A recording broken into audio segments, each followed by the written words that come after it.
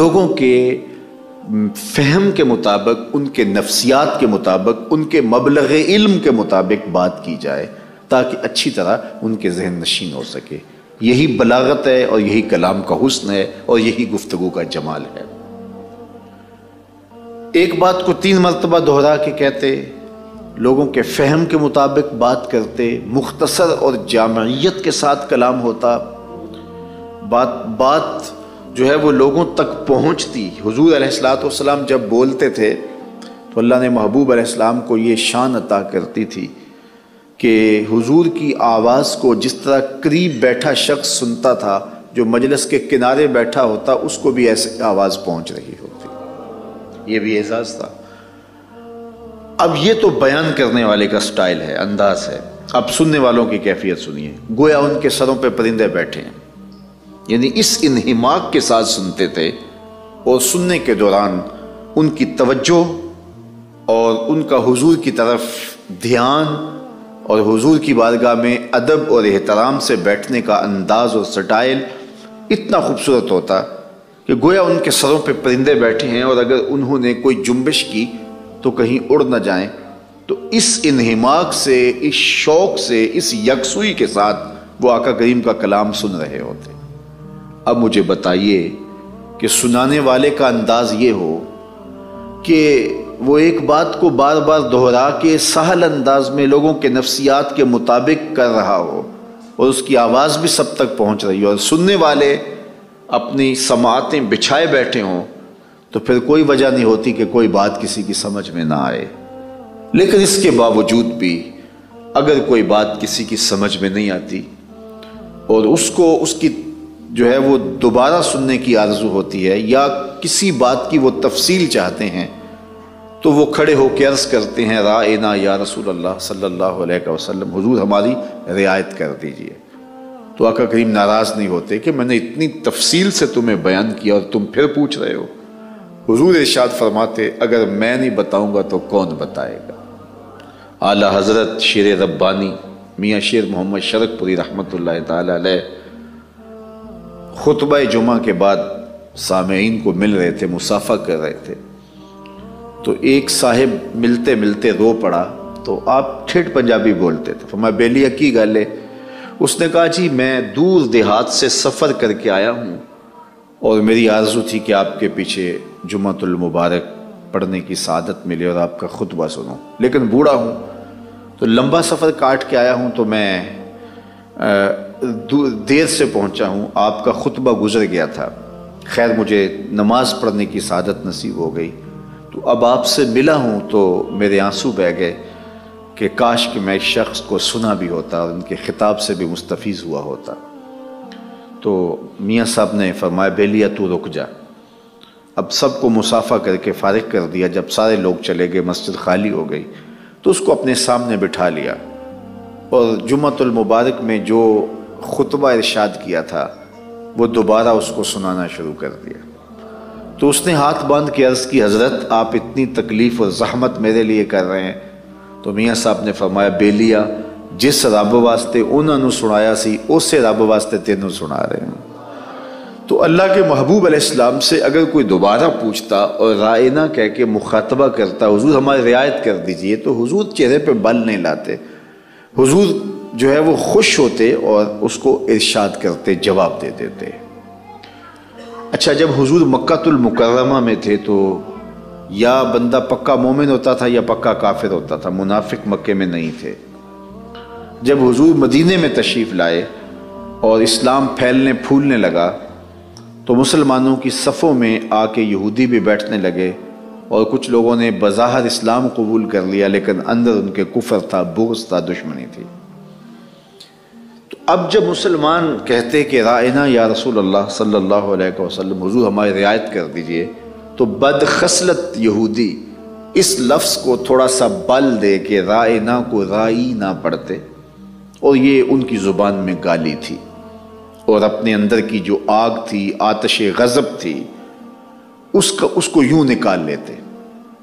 حضرت سعد بن معاذ رضی اللہ تعالی عنہ انصار کے سردار تھے، اور وہ یہودیوں کے ساتھ رہنے سہنے کی وجہ سے ان کی اصطلاحات سے، ان کی زبان سے واقف تھے۔ جب انہوں نے سنا تو انہیں بڑا سخت غصہ آیا،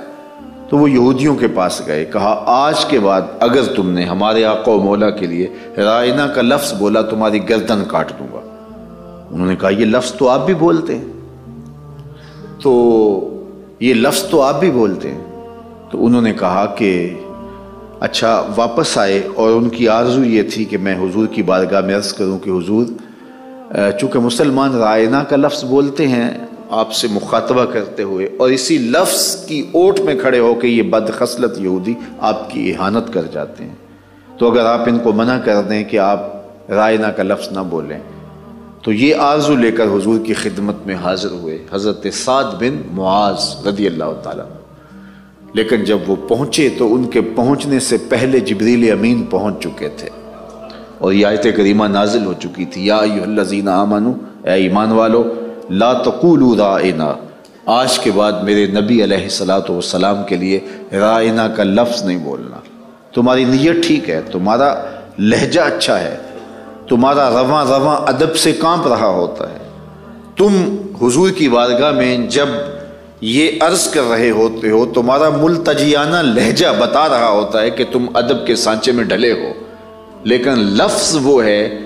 جس کو تھوڑا سا بگاڑ کے پڑھنے سے اس کا دوسرا معنی پیدا ہو جاتا ہے۔ اس لیے میں نہیں چاہتا کہ جس لفظ کو بگاڑ کر کے میرے رسول کی اہانت کا امکان بھی ہو، صحیح نیت سے بھی تم میرے نبی کے لیے وہ لفظ نہیں بولنا۔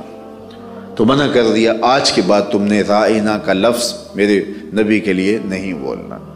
یا اللہ کوئی اور لفظ بولنے لگ جائیں گے تو وہ منافق وہ بھی بول لیں گے، اس کو بھی بگاڑ کے پڑھ لیں گے۔ کہا نہیں، اس کا متبادل ایک لفظ دے رہا ہوں، اور وہ کیا؟ وَقُولُ انظرنا، عرض کرو آقا ہم پہ نظر کرم کیجئے، ہم پہ نگاہ فرمائیے، انظرنا، ہماری طرف نظر رحمت فرمائیے۔ یہ وہ لفظ ہے جس کو بگاڑ کر کے کوئی اور مفہوم لیا ہی نہیں جا سکتا، اس لیے رائنا کو ترک کر کے اس کی جگہ انظرنا کا لفظ رکھا گیا۔ اب ذرا غور کیجئے کہ حضور علیہ الصلوۃ والسلام کی بارگاہ کتنی حساس ہے کہ بولنے سے قبل لفظوں کو بھی تولنا پڑتا ہے، کہ تم کوئی ایسا لفظ نہ بولو کہ تمہارے لفظ سے، تمہارے لہجے سے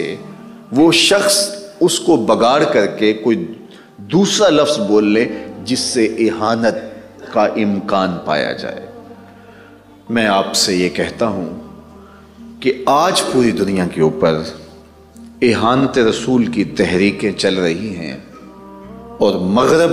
کی سرپرستی کے اندر یہ گھنونا کھیل کھیلا جا رہا ہے، لیکن ہم سب کو بھی اس حوالے سے سوچنا پڑے گا کہ ہمارا کوئی عمل، ہمارا کوئی رویہ، ہماری کوئی گفتگو، ہمارا کوئی طرز معاشرت ایسا نہ ہو کہ ان بدبخت لوگوں کو اس سے موقع ملے۔ تو ہمیں اپنے طرز عمل پر بھی غور کرنا ہوگا، اور اپنی گفتگو اور اپنے انداز پر بھی غور و فکر کرنا ہوگا کہ کوئی ایسا انداز اختیار نہ کریں کہ جس سے ان کو موقع، اگرچہ ہماری نیت ٹھیک ہی کیوں نہ ہو، جس طرح کہ رائنا بولنے والوں کی نیت اچھی ہے، درست ہے، رواں رواں ادب سے ان کا کانپ رہا ہے، لیکن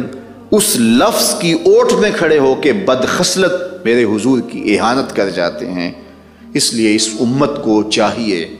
کہ وہ اپنے آقا و مولا حضور ختمی المرتبت کے ساتھ محبت کا ایسا خوبصورت انداز اختیار کریں کہ کسی بدخصلت کو کوئی ایسا موقع فراہم نہ ہو، اور پھر